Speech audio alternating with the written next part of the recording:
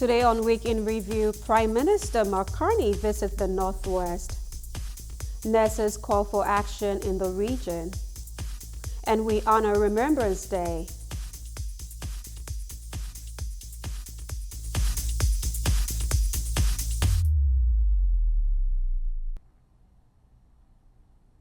Hello and thank you for joining us. I'm Helen Asante.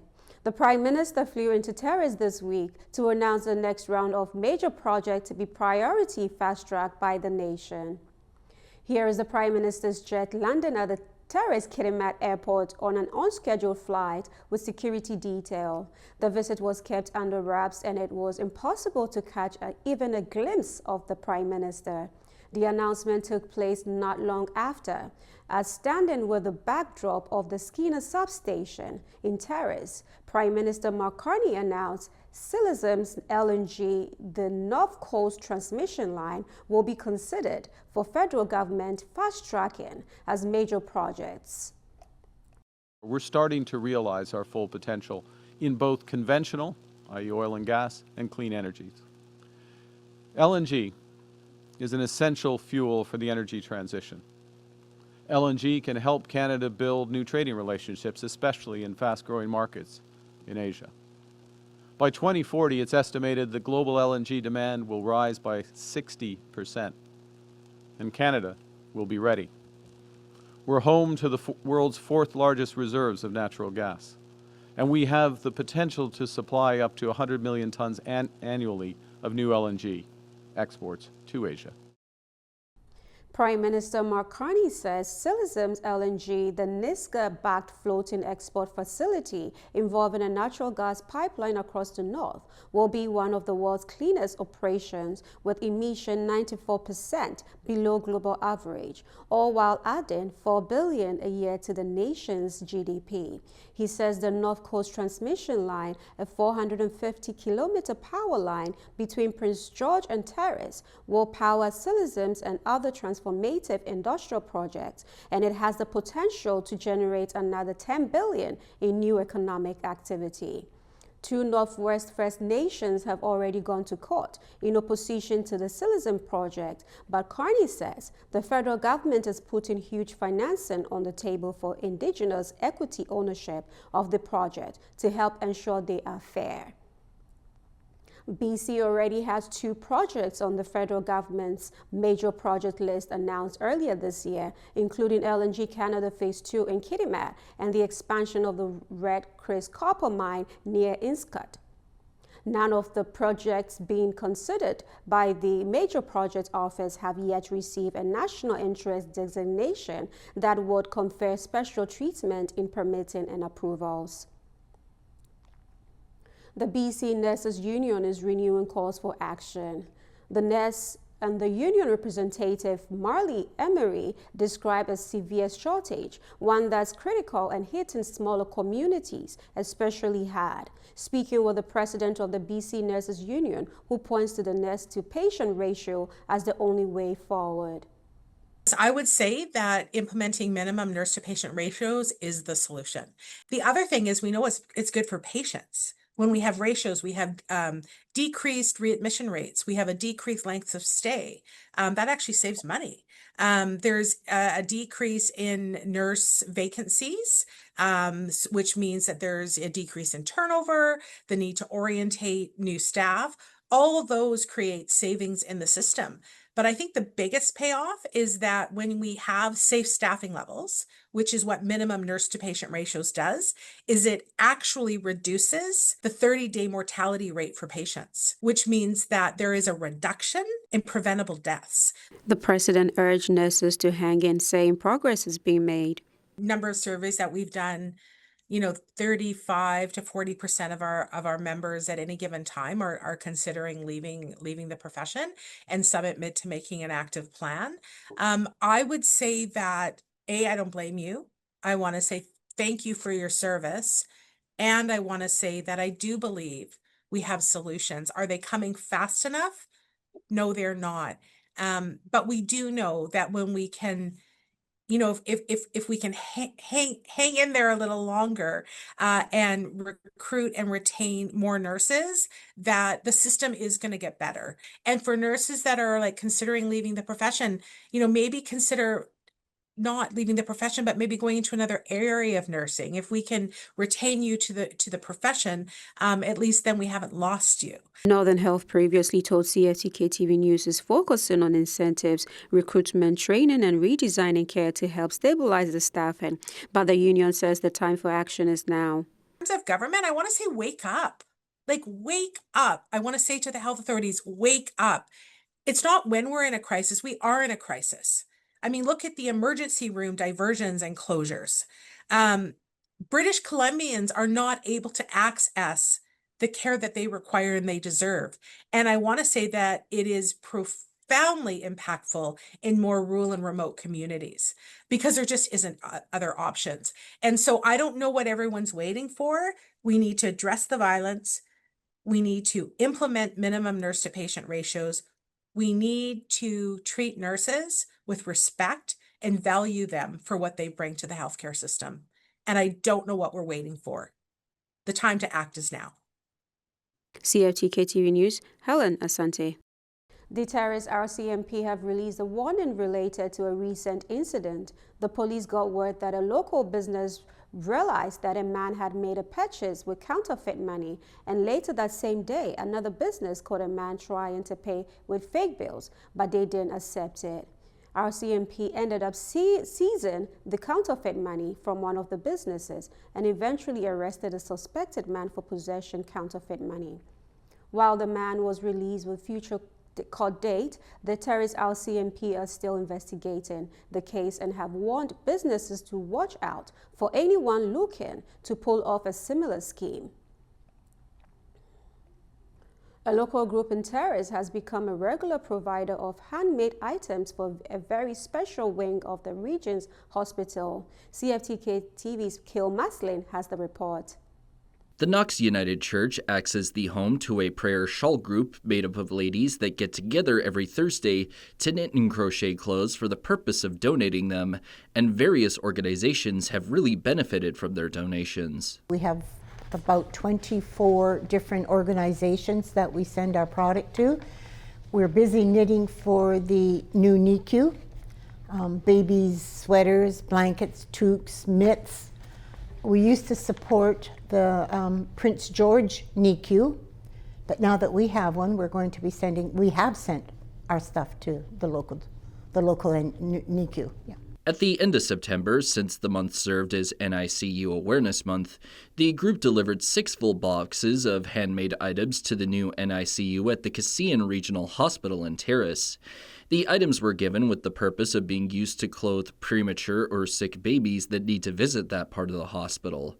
And the nurses at the hospital weren't the only ones to take pleasure from these gifts being given. You have no idea the feeling, the overwhelmed feeling of presenting this stuff to our NICU, which is amazing. Our ladies group is they're so busy knitting and crocheting, mainly for the NICU. It was just overwhelming. The group's knitting materials mostly come from local people around the community who have wool or other materials that they no longer have use for. And while they don't have set dates to send out donations, their plan is to continuously donate their knitted items whenever they believe that they have enough of them at a given time.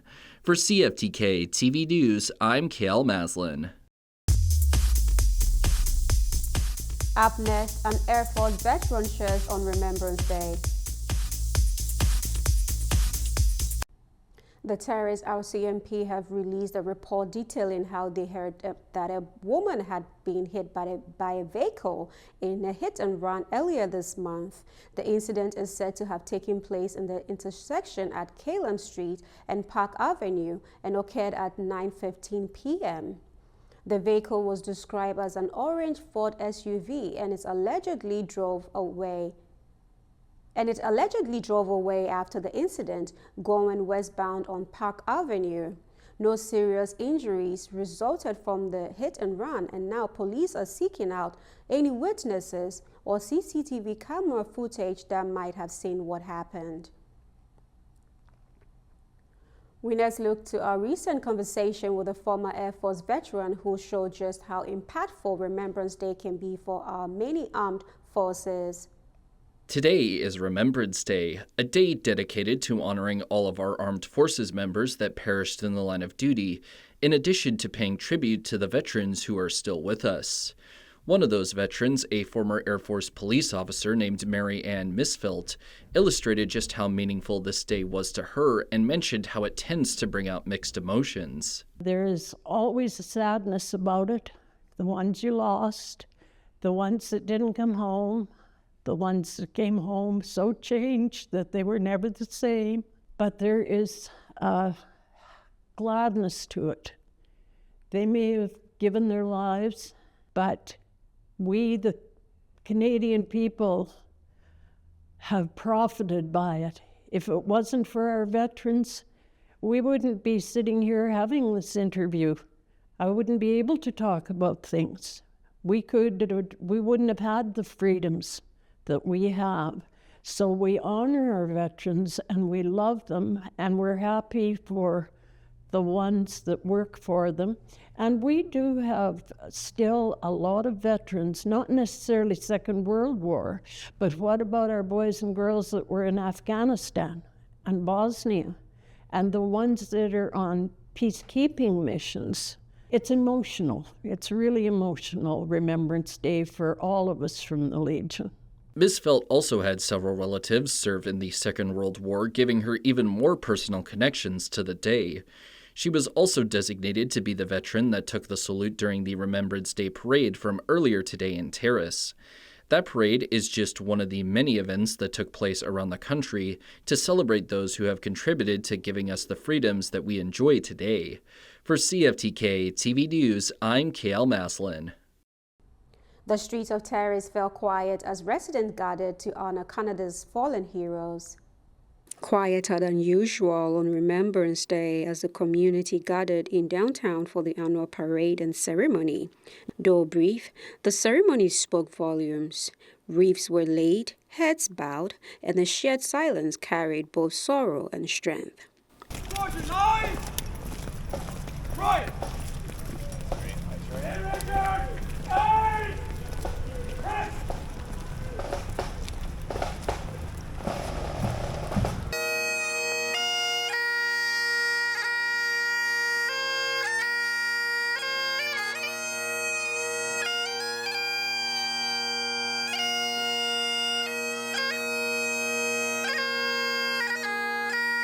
Local leaders spoke to CFTK-TV News.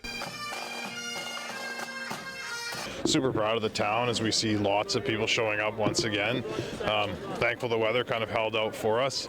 We're really fortunate, you know, we've got one of the only pipes and drum bands in Northwest BC, so it's been really fantastic that they're always here for us to do these major events for us.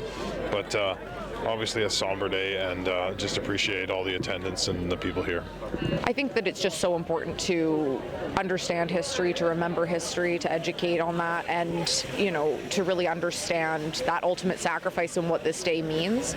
And again, you know, when we look at cadets, when we look at rangers, you know, you're seeing so many young people getting involved again, and that's really wonderful to see. So I hope to see that more. I hope more young people get involved and understand how important this day is and what that sacrifice really means, and how fortunate they are to live in a country like Canada to have that freedom. For me personally, it was also my mother's birthday today, so it's kind of a double thing for me. The men and women who fought for our freedom deserve to be honored. Very few of them left from World War II. In fact, I don't know that we have any now, but as everybody said here, freedom doesn't come free. You have to fight for it sometimes, and hopefully we don't have to fight for it again, but you know what the world is like these days. It was a reminder that the freedom enjoyed today was built on the sacrifices of those who came before. Lest we never forget. CFTK-TV News, Helen Asante.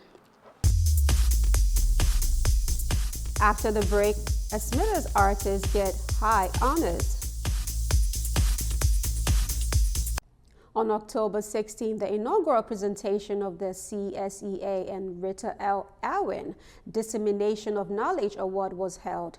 A Smithers art teacher gained national recognition among many others for inspiring creativity in the classroom. A member of the Canadian Society for Education Through Art says Perry is incredible. The CAT Conversations is a new program and a new award where we invite teachers from 5 different provinces each time, twice a year, so we get everybody in over a period of a year, to just tell a story about something cool or things that are going on in their schools that matter to them. And basically, we look to each provincial association and say, who would you recommend? And the BCATA, the BC Art Teachers Association, recommended Perry. And if you look up Perry's website, I invite everybody that's watching the show to look up Perry's website. You will be blown away at how much Perry does. But the things that he's done with the community, the projects painting portraits of elders and some of the work he did with students, just in minutes, I could tell that Perry is a fabulous teacher and should be celebrated. Perry, who has taught over 4,500 students in about 30 years, shares his gratitude. You know, there's just so many hardworking, amazing art teachers out there. So I felt like, oh my goodness, I'm so lucky to be the one. And then when it went on ahead to receiving the award, I was, you know, exponentially shocked and honored and surprised at that too. And it just helped emphasize to me that by getting a national award, teaching in a small town far from bigger cities, that it just shows the impact that teachers have in every little community that we're in, and that what I'm doing in a little rural space like Smithers is valuable. CFTK-TV News, Helen Asante. A couple games were played this past weekend in the Central Interior Hockey League. The Hazelton Wolverines lost a 7-9 shootout to the Williams Lake Stampeders on a Saturday and then lost again on Sunday to the Quinsnell Kangaroos. This weekend features 3 match-ups in the leagues as the Wolverines try to bounce back against the Terrace River Kings in the Cameron Care Memorial Game. And the Stampeders and the Kangaroos will turn their attention to one another. The Smithers Steelheads and the Kitimat Ice Demons will face off as well. Still to come, a preview of the Caledonia musical. A flu strain is causing some concerns in the medical world as the latest flu shot doesn't cover it. CTV's Heather Rice reports. A severe strain and a mismatch vaccine could mean a bad flu season for Canada. The specific strain we're worried about this year is called H3N2. It tends to have more severe seasons. Though not a direct indicator, countries in the north always look to the south for clues to how the upcoming flu season might unfold, as theirs starts earlier. And in Australia, this year was particularly bad. The highest number of lab-confirmed cases ever amid declining vaccination rates. Another challenge, the vaccine developed for the upcoming flu season is not a perfect match to the strain circulating. You try and predict what's going to emerge, but the virus mutates very quickly. And some years that match is very good. Some years it's not as good. We may be running into a situation this year, and I think may is the important word because it's not a perfect prediction where the match is not as good. This year's flu vaccine targets 2 influenza A strains, including a subtype of H3N2, as well as an influenza B strain. Doctors say some protection is better than no protection. Even if it's not a perfect match, there'll be some degree of protection. You might still get sick, but you might be protected from, for example, hospitalization or pneumonia, or the more severe consequences of infection. The Public Health Agency of Canada says it's far too early to predict whether Canada will see a severe flu season. Among the factors that will have an impact are the effectiveness of the vaccine, but also other respiratory illnesses like RSV and COVID. Heather Wright, CTV News, Toronto. With the help of BC Housing and Barclay Valley Harm Reduction Society, the town of Smithers will be holding a public meeting on Monday at 6 p.m. on 404 4035 Walnut Drive. The main purpose of the meeting is to allow local residents to ask questions about the temporary winter shelter at what was once the fabrications building. In the announcement of the meeting, the town acknowledged that they had heard the strong feelings from residents in regards to the shelter. Caledonia Performing Arts have chosen the timely, dark, and satiric musical for this year's production. CFTK-TV's Kale Maslin reports. In the early part of December, the R.M. Lee Theatre will play host to a musical being put on by the students of Caledonia Performing Arts. And the show that they're doing this year is called Urinetown, and it's a show that people who aren't Broadway musical fans might not be familiar with. It had strong Broadway pedigree, so it may be a modern musical. Yes, its title is a little bit edgy, but it was critically well received. It earned 10 Tony Award nominations and won 3 of them. So people who know musicals said that show is awesome or solid. The musical is a comedy that satirizes subjects like capitalism, the legal system, and bureaucracy. It will run from December 4th to 6th, starting at 7 p.m. each night, and tickets are available at Misty River Books. And the reason this show was selected as Caledonia's production didn't only have to do with its subject matter or message. As the music director, I really enjoyed the music of the show. We thought that it was the most democratic show because it does share a lot of lines and songs amongst our students. This show has a large chorus, meaning it's got a lot of people on stage, and it's a good show for working with younger actors. And I'm really excited to share that we have 30 people on stage, and 15 of them are in their first musical.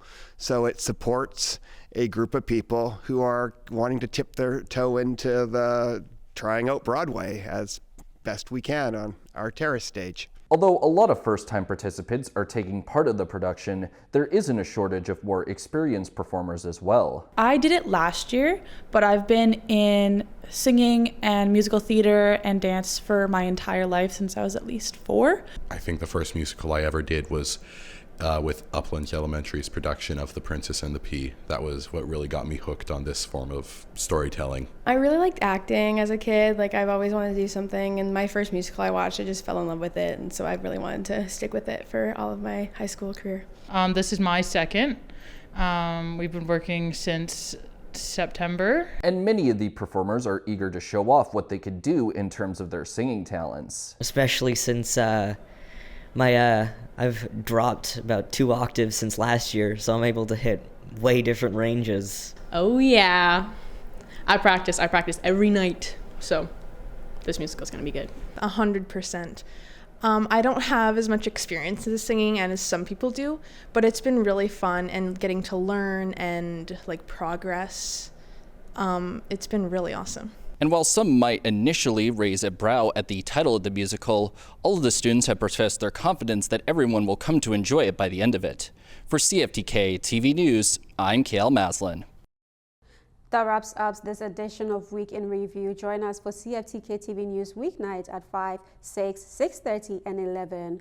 And we will leave you tonight with a montage from this week's Remembrance Day celebration.